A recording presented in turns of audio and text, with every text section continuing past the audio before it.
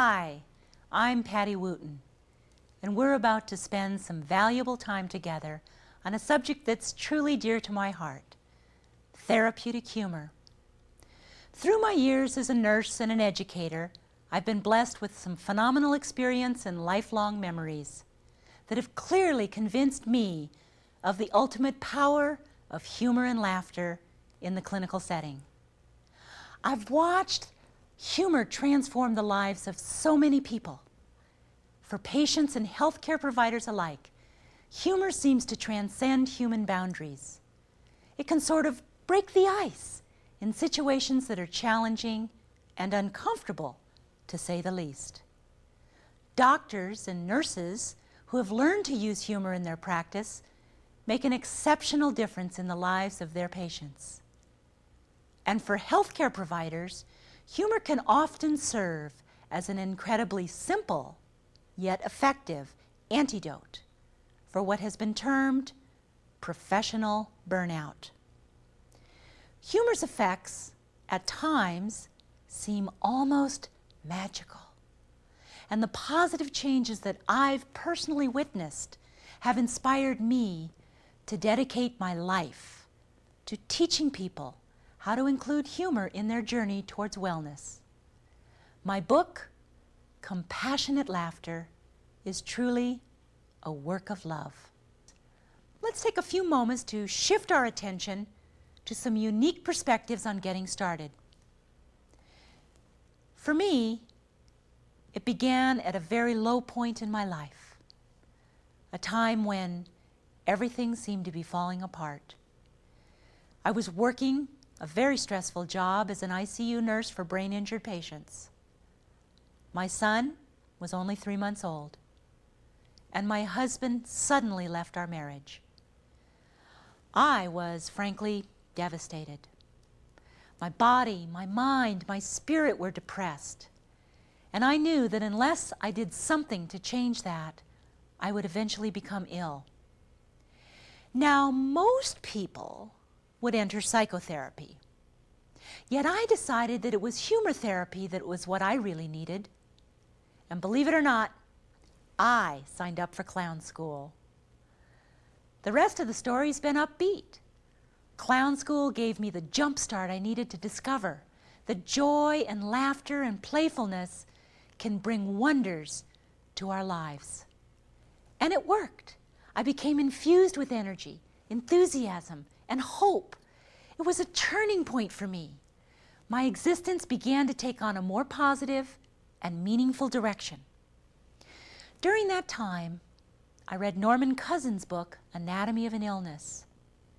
His experience of using humor and laughter to enhance his recovery from chronic illness inspired me to help myself, and it strengthened my commitment to extend this approach to others in need. I knew that this was my true path in life. So, I decided to dedicate my efforts to bringing humor and laughter into the healthcare setting. Yet, deep down inside, I knew that in order to get my message across effectively and to truly touch those in need, something bigger than life was called for. And that's how I created a special clown character, Nancy Nurse. Who are you calling a clown? I do all the work. I take care of the patients. I knock myself out while you sit behind the desk.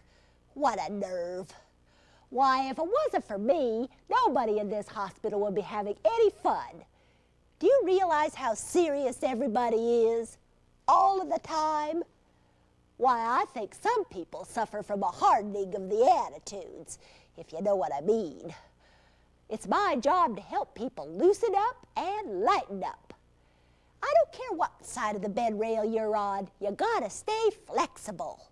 Blessed are the flexible, for they shall not be bent out of shape. I'm not just a clown, I'm a humor therapist. But then, I suppose I wouldn't be here without you, Patty.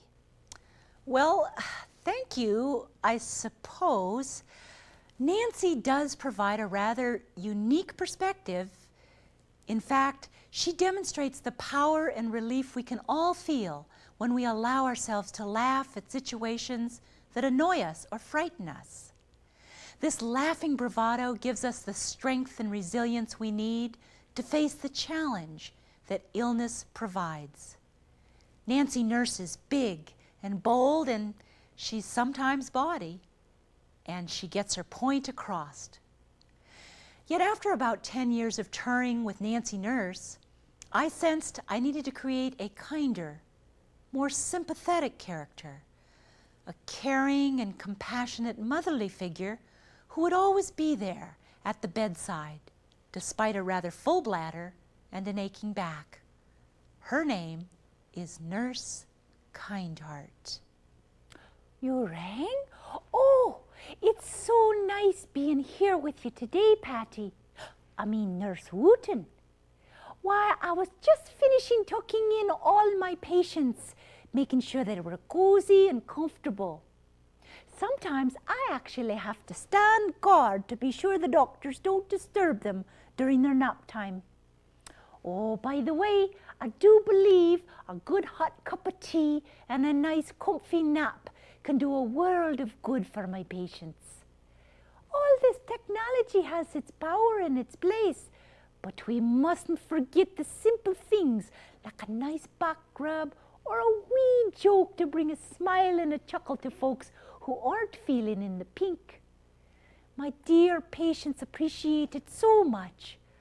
Oh, I do wish there were more hours in the day. Actually, I rather enjoy being appreciated myself. And you are, Nurse Kindheart. We're so glad that you could take time from your busy and important schedule to be with us here today.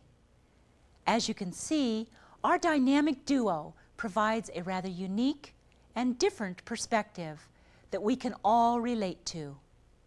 It's clear that there are wonderful pearls of wisdom that readily surface through both of these personalities. And after all, the true fundamentals of humor are deeply based in reality. Now, before we proceed, I want you to realize that there are two types of humor: coping humor and hoping humor. Coping humor is bold, realistic, confrontive, and sometimes bitter. It provides a voice for our pain, a sort of escape valve for our anger and frustrations. Hey, are you calling me the voice of pain? I've been called a lot of things in my life, but never the voice of pain. Why no, I was simply referring to humor as a way to vent the negative feelings we have inside, to sort of get the weight off our chests. Now I gotcha. Sort of like this poem I heard from a patient just the other day. We who've joined the mended hearts can shyly boast of mended parts. There's courage and daring to rate when heart-trained surgeons operate. And of all the patients, we're the stars when it comes to boasting scars. But here's what seems like heck to me: the lowly hemorrhoidectomy. Painful, itchy, done upended. Can they boast of what's been mended? And what a lousy deal they got, joining mended you know what.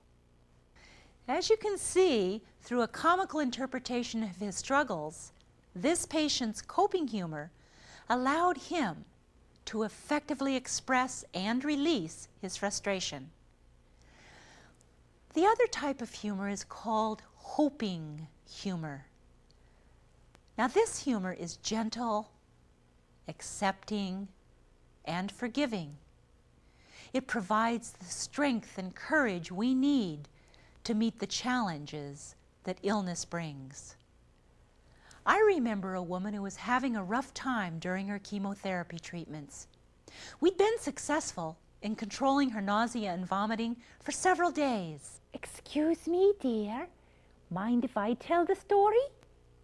One day, while making my rounds, and keeping everything so tidy, I walked into this lovely lady's room, and to my surprise, I found her kneeling in the bathroom, throwing up into the toilet. Well, I guess I was caught off guard, and I simply blurted out, "What are you doing?" And without the slightest hesitation in her voice, she turned, smiled at me, and announced, "Well, dear, it's like this. I had a tuna sandwich for lunch, and while sitting in my bed, I began to think about the plight of the fish. I thought I was in bad shape. Soon, I felt very, very sorry for the poor tuna in my sandwich. So, I simply returned it to its natural habitat." Oh, what a wonderful sense of humor she had. We both laughed and we hugged each other. I helped her back to bed and gave her a very special back rub. She really made my day. Your experience shows us how humor can help us detach ourselves from our struggles and helps us rediscover new meaning and purpose in life. Many dedicated and wonderful people in diverse settings, ranging from community centers to small hospitals, major medical centers, or university settings, use compassionate humor to help others. Sensitivity is the key to making this work. We laugh with our patients, not at them. And we create humor about ourselves and our situations. Then we carefully assess our patient's response, moving forward or backing off, depending on their reactions. We seek to provide outlets for frustration, and we always attempt to foster an upbeat frame of reference when the situation itself generates incredible stress for ourselves. Stress? You said, why, stress is my middle name. I thrive on stress. I live on stress. Stress is what keeps me going. Let me tell you, there's plenty of stress in this hospital. Why, just the other day, I had a patient who kept putting her call light on. She'd call me in there just driving me crazy. "Push the Kleenex box just a little closer. Put some ice in my water pitcher." I thought I was going to go nuts. So finally I passed the lunch trays and I went back down to the nursing station to try to do a little charting. Soon as I sat down, bing, on goes the light. One more time. I got up. I went down to the room and walked in. She was sitting there in front of her lunch tray and she saw me and she pointed at her lunch tray and she said, "That is a bad potato." So I did the only thing I could do. I went over, picked up the potato, gave it a few spanks and said, "Bad potato, bad potato." What do you think of that? Maybe I should have named her Nurse Burnout. All kidding aside, Nancy does illustrate an important point. Even under the most frustrating situations, humor can provide a breath of fresh air, an entirely new perspective. It can recharge our batteries and help us start anew. Best of all, it establishes a new frame of reference for moving forward. In practical terms, laughter may very well be the best medicine when all seems to be closing in and there's no hope in sight. Even when a realistic chance for survival does not exist, laughter can mend a broken heart. Broken heart? Broken heart? Where's the broken heart? Nurse Kindheart to the rescue. That's my specialty, broken hearts. Let me tell you about the time my Uncle George used humor to mend his poor family's broken heart. Uncle George had a brain tumor, and his doctor sent him home to be with his family for the last few weeks of his life. Now, though he was weak and failing, he was still very alert, bless his soul. And when he arrived home, his family announced that since next week was his 50th wedding anniversary, they had planned a small dinner party to celebrate. Yet a week later, during the celebration, while at the dinner table, my Uncle George began dozing off to sleep. Aunt Martha, being very concerned as she was, knew he wouldn't want to excuse himself, and she didn't want to embarrass him by suggesting a nap out loud. Instead, she wrote a little note, folded it neatly, I might add, and passed it to him under the table. He suddenly awoke, unfolded it, and after he read the note, he got a glorious twinkle in his eye, 'cause the note said, "Happy anniversary, dear. Would you like to go to bed?" My Uncle George looked across the table at Aunt Martha, his wife of 50 years, and he said in a hushed voice, "I'd love to, dear, but we have company." Oh, I hope you enjoyed my little story. I certainly did, and thanks for sharing your family's experience with us, Nurse Kindheart. I'm convinced that the world is a better place because of dedicated people like you. And speaking of the world, it never ceases to surprise me how truly effective laughter can be and how it's caught on throughout the world of modern medicine. There are a number of wonderful groups that are dedicated to promoting laughter in healthcare.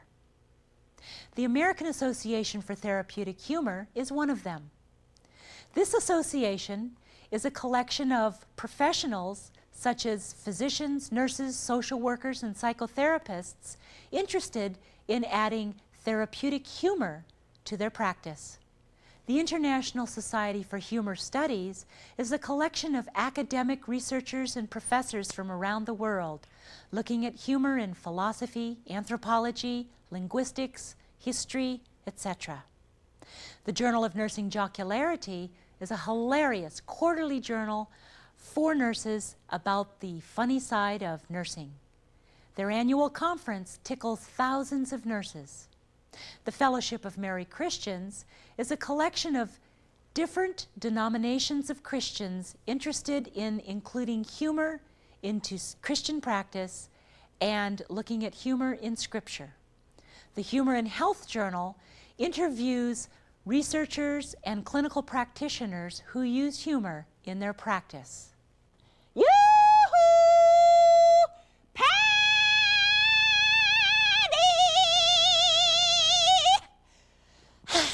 I think every group of health professionals should have its own motto. For surgeons, it could be, "A chance to cut is a chance to cure." For emergency room personnel, it could be, "We are the Saturday Night Knife and Gun Club." For ICU nurses, it could be, "We have a tube for every hole in the body. And if you don't have a hole in your body, we can make a hole in your body." And for the psychiatric staff, they would say, "We are different than our patients. Our patients get better." What do you think of that, Patty? Frankly, I think you should take 2 doses of your own medicine and call me in the morning.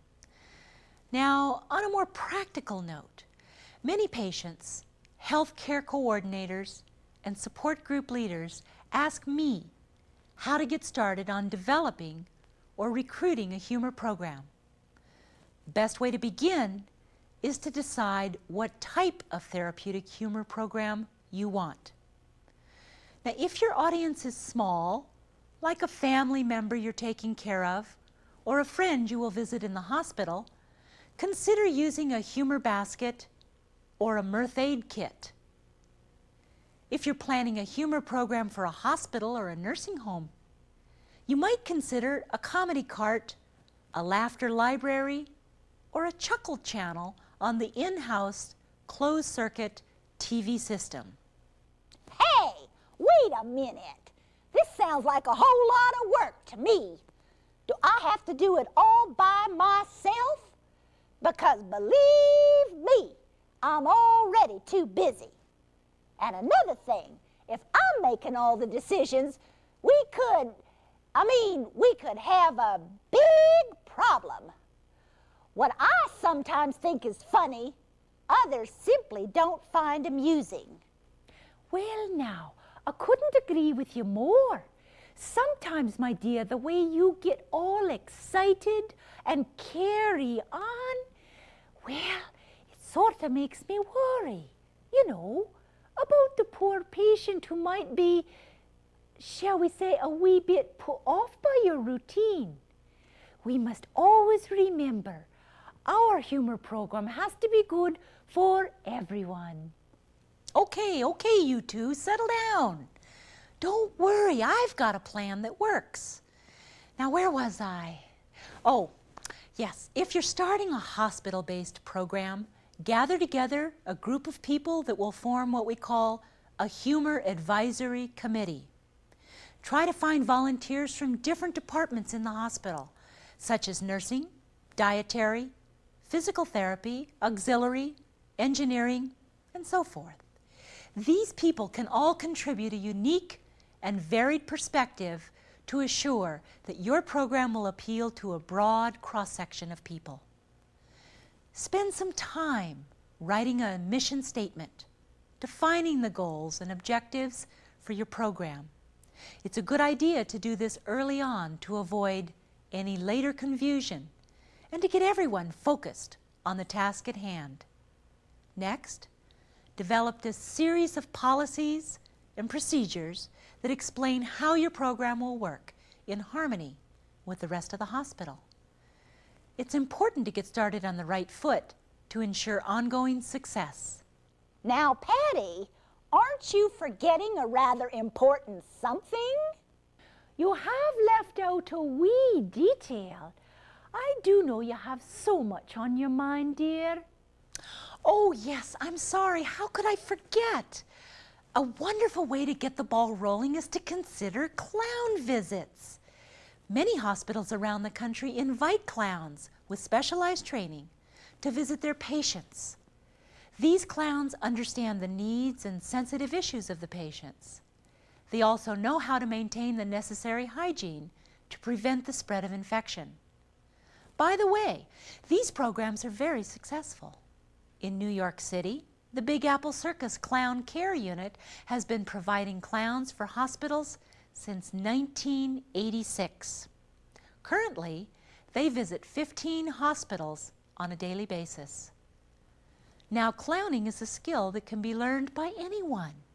It's actually very rewarding and a lot of fun to do.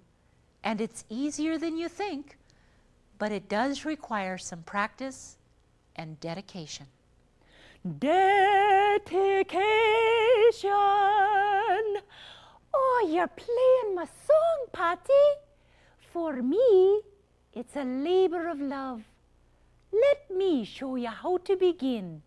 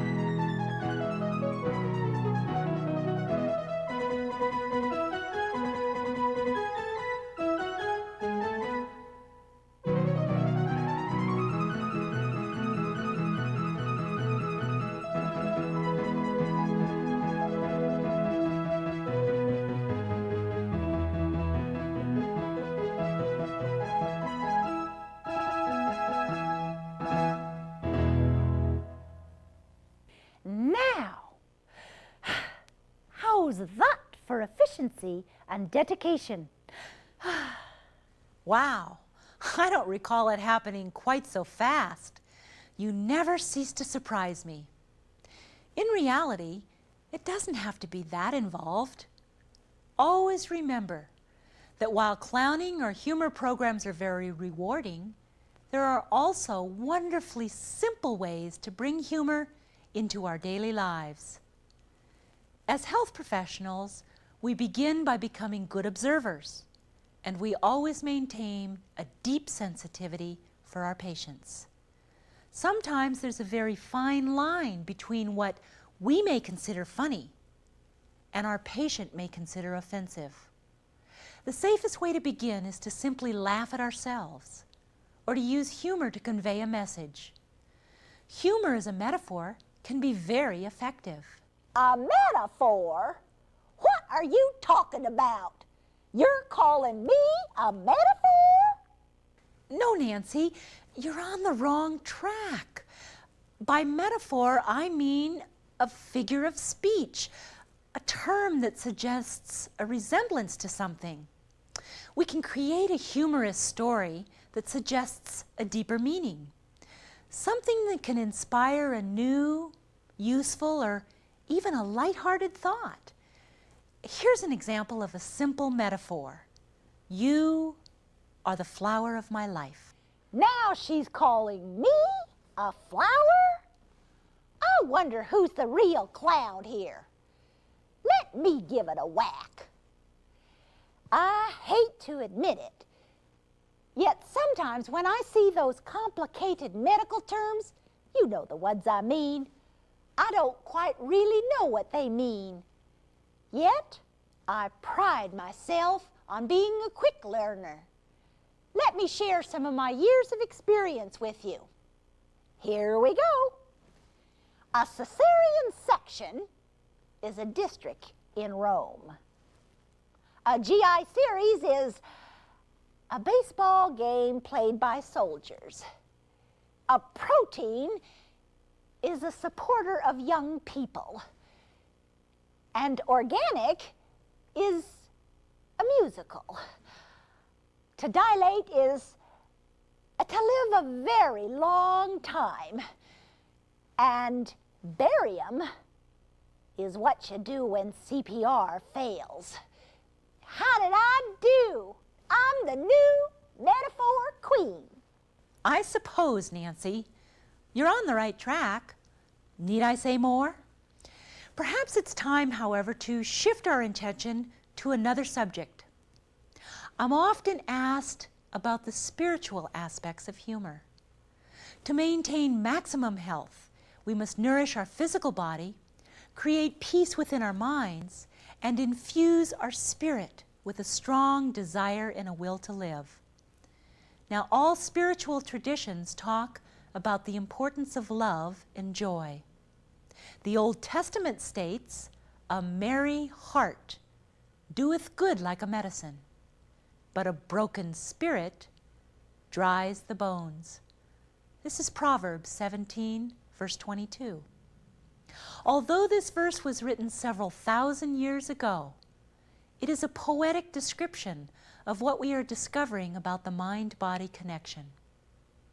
Scientific research in psychoneuroimmunology defines the link and the relationship between our emotions, our nervous system, and our immune system. Dr. Burke's research on laughter has clearly shown that a merry heart strengthens the immune system and stimulates our body's ability to aid in the healing process. Other researchers have shown that stress, depression, and grief actually weakens the immune system, leaving the body unprotected, more vulnerable to attack from viruses, bacteria, and a host of other serious illnesses. As you can see, there's a lot more to humor than meets the eye. As the late Norman Cousins once said, beliefs are biology. What we feel and experience truly impacts what goes on in our bodies and in our minds. And a mind is a terrible thing to waste. Right, Patty? Now today we've only touched on the surface of the wonderful benefits of laughter and humor in our daily lives. My book, Compassionate Laughter, explores these topics in much more detail. And now, to end on a lighthearted note, I thought we'd share with you some humorous suggestions for making your existence a happier and healthier one. Let's hit it, team. Remember, always try to smile. And if you haven't got a smile, always make sure you know where to get one. Always try to look at things from a different perspective. And always remember the masters of comedy. Get some giggles from their routines, like Charlie Chaplin, Lucille Ball, Milton Berle, George and Gracie. All of them are wonderful. And don't forget the modern day heroes like Robin Williams and Lily Tomlin and Gallagher. Begin to collect cartoons and send them to friends like Herman. And get a few props and toys to help you tap into your playful self, like this one.